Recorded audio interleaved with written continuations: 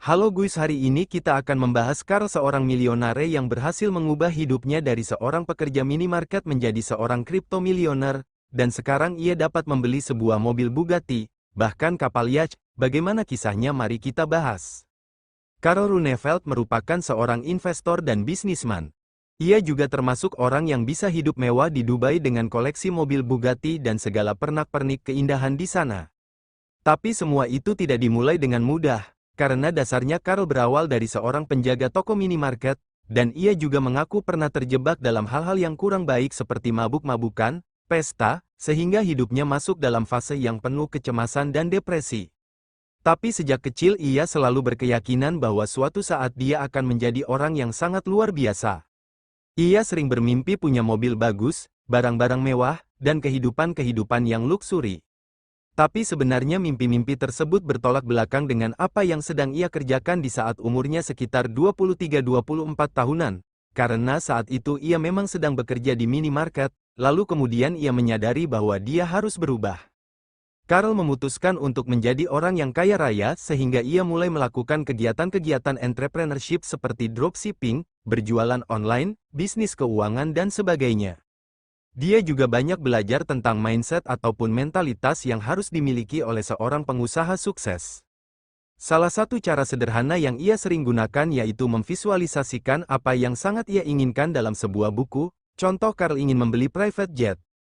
Ia seolah-olah berpikir bahwa ia akan membeli private jet dan menuliskannya dalam buku secara detail tentang bagaimana perawatannya, bagaimana ia harus menyewakannya dan sebagainya. Ia juga sering berakting seperti orang-orang yang hidup bebas, punya banyak uang dan punya kepercayaan diri yang sangat tinggi untuk mencapai semua hal yang luar biasa itu. Tapi sekali lagi dari podcast yang ia bicarakan, ketika kita ingin mendapatkan sesuatu tidak cukup hanya dengan memvisualisasikannya saja, tapi kita juga harus mencoba untuk mencari cara mendapatkannya. Awalnya Carl mencoba berbagai bisnis, kemudian ia menemukan jalan seperti Bitcoin dan membuat channel YouTube. Sehingga ia bekerja keras membangun channel YouTube-nya dengan tujuan untuk mendapatkan uang. Ia juga bertujuan untuk mengedukasi orang-orang karena channel yang dia buat adalah channel tentang investasi dan keuangan. Nah, dari situlah keuangannya mulai membaik dan ia memutuskan untuk resign dari pekerjaannya sebagai pegawai minimarket. Uang-uang yang ia kumpulkan dari YouTube itu ia gunakan kembali untuk berinvestasi di pasar kripto. Pada saat itu ia berinvestasi di Bitcoin di saat harganya di angka $50 dengan investasi awal sekitar $1.000. Namun lama-kelamaan ia juga terus berinvestasi secara rutin karena menurut dia ketika kita berinvestasi, ya tentunya kita harus terus memupuk dan memutarkannya.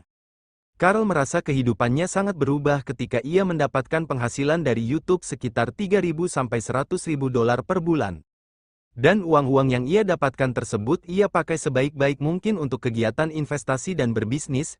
Dari titik itulah kehidupannya sebagai seorang pekerja minimarket berakhir, sehingga ia sekarang sudah hidup dengan uang yang mencapai triliunan rupiah dan bisa membeli mobil mewah kapanpun, tanpa harus bekerja 8 jam setiap hari.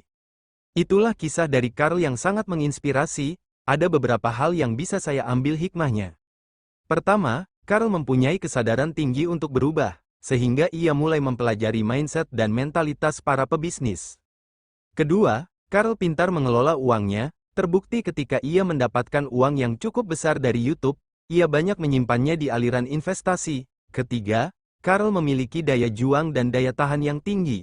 Karena saya tahu sendiri bahwa berinvestasi dan berbisnis itu tidak mudah. Jika Carl tidak punya daya tahan, Carl akan puas dengan semua gaji YouTube-nya, dan ia akan memilih hidup dengan nyaman tanpa tujuan yang lebih besar.